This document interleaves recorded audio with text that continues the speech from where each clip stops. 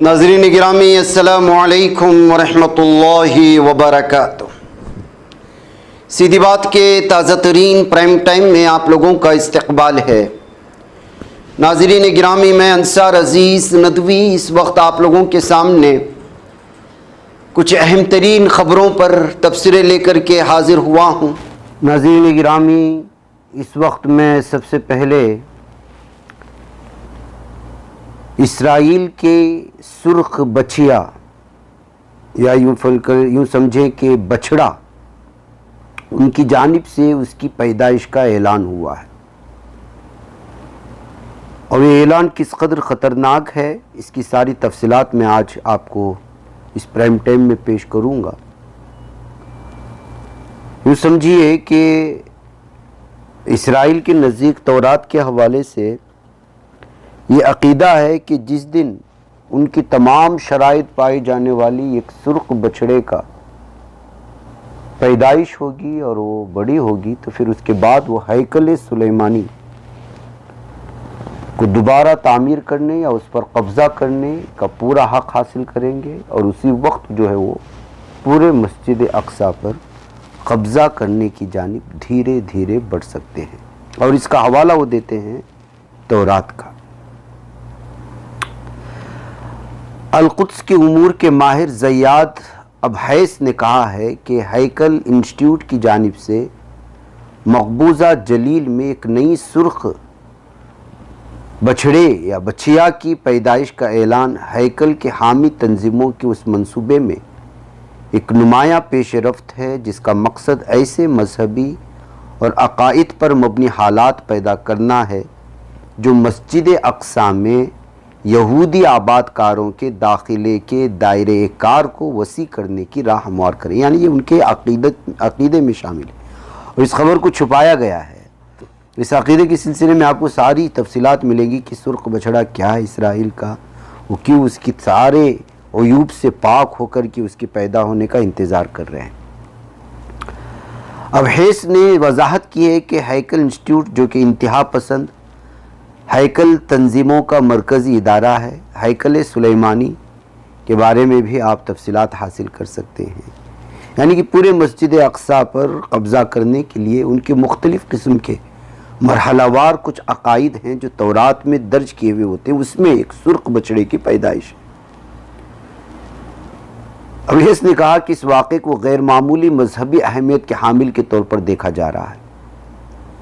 Institute ने ये अपने ऐलान का आगाज़ ये कह कर के किया कि ये बछिया शिमाली महाज पर जारी जंग के साये में पैदा हुई है और उसे तौराती अक़ाइद के मुताबिक एक खुदाई निशानी के तौर पर पेश करने की कोशिश की जा रही है, यानी ये खुदा की निशानी होगी। माहिर ने निशानदेही की कि नई बछिया उन 5 बछियाओं से मुख्तलिफ है जिन्हें इंतहा पसंद तंजीमों ने सन 2022 में अमरीकी रियासत टेक्सास से दरामद किया था, क्योंकि मकबूजा फ़िलिस्तीन के अंदर पैदा हुई थी। इस हकीकत ने माजी में रिब्बियों की जानिब से दरामद शुदा बछियाओं पर किए जाने वाले इस एतराज़ को ख़त्म कर दिया है कि वो तौराती तसव्वुर के मुताबिक नामनिहाद सरज़मीन इसराइल से बाहर पैदा हुई थी। उन्होंने बताया कि सुर्ख बछिया का मामला हैकल के दावेदार ग्रोहों के अक़ाइद में मरकज़ी हैसियत रखता है, यानी अहम अहमियत रखता है, जो ये मानते हैं कि उसकी राख को तहारत की रसूमात में इस्तेमाल करना उस नामनिहाद नजासत मौत से छुटकारा पाने के लिए बुनियादी शर्त है, जिसके बारे में रिवायती मजहबी तशरीहात के मुताबिक बहुत से रिब्बियों का ख्याल है कि ये यहूदियों को मस्जिद अक्सा के इलाके में दाखिल होने से रोकती है। उन्होंने मज़ीद कहा कि यही अक़ीदा हैकल तंजीमों की जानिब से सुर्ख बछिया के मंसूबे में गहरी दिलचस्पी की वजाहत करता है, क्योंकि उसे अक्सा में दाखिल होने वाले अफराद की तादाद बढ़ाने का एक ज़रिया समझा जाता है, जबकि अब भी ऐसी मजहबी पाबंदियाँ मौजूद हैं जो बहुत से मजहबी यहूदियों को मस्जिद में मुसलसल दाखिल होने से रोकती हैं। अबहैस ने तवज्जो दिलाई कि हैकल इंस्टीट्यूट ने सन 1986 से एक ऐसा मुकम्मल प्रोग्राम तरतीब दिया है जिसका मकसद ऐसी सुर्ख बछिया तलाश करना है जो तौरात की सख्त शराइत पर पूरी उतरती हो। गुज़श्ता दहाइयों से, यानी कुछ साल गुजरे, इस दौरान इंस्टीट्यूट ने एक 1 سے زائد بار ایسی بچیاں ملنے کا اعلان کیا، لیکن ذبح کرنے کی مطلوبہ عمر تک پہنچنے پر وہ شرائط پر پورا نہ اترنے کے باعث نااہل قرار پائیں۔ انہوں نے واضح کیا کہ تورات کی رائج شرائط کے مطابق بچیا کا مکمل سرخ ہونا، کسی بھی نقص یا زخم سے پاک ہونا، اس کا زرعی یا پیداواری کاموں میں استعمال نہ ہونا اور اس کا پیدا نہ ہونا یا دودھ نہ دینا ضروری ہے۔ یہ ایسی شرائط ہیں جن کی وجہ سے ان تمام معیارات پر پورا اترنے والی بچیا کا ملنا انتہائی مشکل ہے۔ قدس کے محقق نے انکشاف کیا ہے کہ پروجیکٹ کے منتظمین کے سامنے موجودہ مشکل یہ ہے کہ جس کسان کے پاس یہ بچیا پیدا ہوئی اس نے شناخت کے لیے اس کے کان میں سوراخ کر دیا تھا، جو مطلوبہ خصوصیات کے مطابق نہ ہونے کا باعث بن سکتا ہے۔ ہیکل انسٹیٹیوٹ کی جانب سے جاری کردہ معلومات کے مطابق کان میں لگائی گئی شناخت کو چند دن بعد ہٹا دیا گیا تھا، جبکہ انسٹیٹیوٹ سے وابستہ ماہرین کان کے بھرنے کے عمل کی نگرانی کر رہے ہیں تاکہ اس بات کو یقینی بنایا جا سکے کہ کوئی ایسا نشان نہ رہ جائے جو مستقبل میں اس کی اہلیت پر اثر انداز ہو۔ اب حیث نے اشارہ کیا کہ انسٹیٹیوٹ نے بچیا کا نام تمیمہ رکھا ہے اور اس کی حالت کی نگرانی کے لیے خصوصی تعلیمی اجلاس کا اہتمام کیا ہے۔ اقدام ظاہر کرتا ہے کہ ہیکل کی تنظیمیں اس منصوبے پر کتنا زیادہ انحصار کر رہی ہیں، کیونکہ یہ مسجد اقصی سے متعلق نئے مذہبی حقائق مسلط کرنے اور نام نہاد ہیکل کی تعمیر کے منصوبوں کی ان کی مسلسل کوششوں کا حصہ ہے۔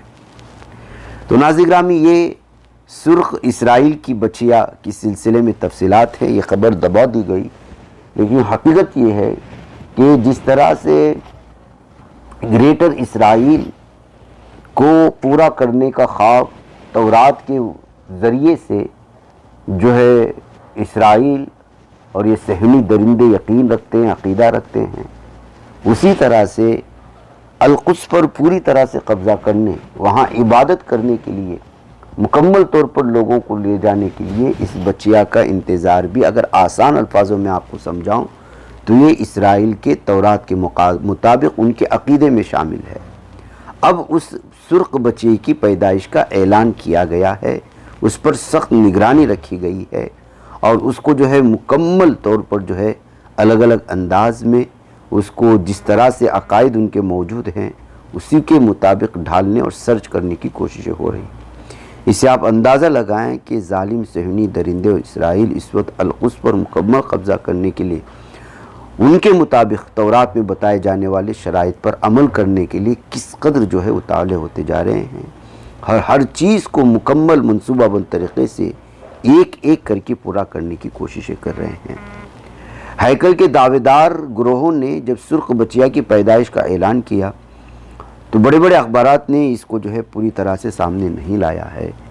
ظاہر سی بات ہے کہ اس طرح کی صورتحال میں القدس میں یہ صہیونی درندے جو جبراً وہاں جا کر کے وہاں کے لوگوں کے زمین پر قبضہ کر چکے ہیں، وہ القدس میں مختلف عبادت کے نام سے گھس کر کے وہاں پر ہیکل سلیمان کی تنصیب یا اس پر قبضہ کرنے کی کوششیں کرتے رہے ہیں، وہ کر رہے ہیں۔ اور آج کل کی صورتحال کس قدر بھیانک فلسطین میں بنی ہوئی ہے، القدس میں بنی ہوئی ہے، یروشلم میں بنی ہوئی ہے، غزہ میں بنی ہوئی ہے، آپ اندازہ لگا سکتے ہیں۔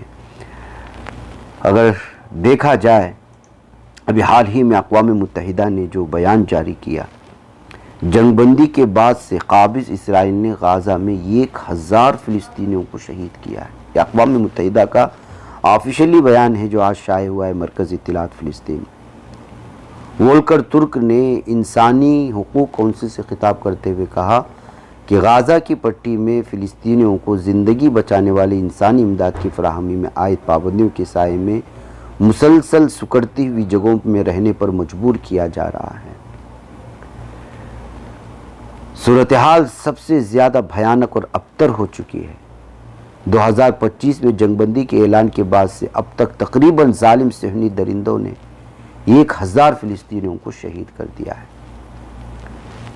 انہوں نے وضاحت کی ہے کہ سن 2026 سے آغاز سے اب تک مغربی کنارے میں 57 فلسطینی شہید ہوئے، تقریباً 1300 دیگر زخمی ہوئے۔ زخمیوں کی اکثریت یہودی آبادکاروں کے حملوں کے نتیجے میں ہوئی۔ جبکہ اسی دوران سینکڑوں فلسطینیوں کو گرفتار کیا گیا اور فلسطینی زمینوں پر قبضے کے تئیں احکامات جاری کیے گئے۔ یہ ناظرین گرامی ایک بھیانک صورتحال ہے فلسطین کی۔ سرخ بچیا کی تفصیل کی خبر آئی تو سوچا کہ آپ لوگوں کے سامنے رکھا جائے۔ ادھر ناظرین گرامی خبر یہ آ رہی ہے کہ امریکہ کا B-52 بمبار طیارہ پرواز کے فوری بعد کریش ہو چکا ہے، جس بمبار طیارے کے بارے میں بڑے بڑے دعوے کیے جاتے تھے کہ سب سے طاقتور وغیرہ ہے۔ یہ امریکہ کی جنوبی کیلیفورنیا کے موجاوے ریگستان میں واقع فضائیہ کے ایک اڈے پر B-52 بمبار T-2 فورٹریس بمبار طیارہ پرواز کرنے کی کچھ ہی دیر بعد حادثے کا شکار ہوا۔ افسران نے اس حادثے سے متعلق تفصیلات بتاتے ہوئے کہا کہ طیارے نے ایئر بیس سے پرواز کی تھی، لیکن ٹیک آف کے فوری بعد وہ حادثے کا شکار ہوا۔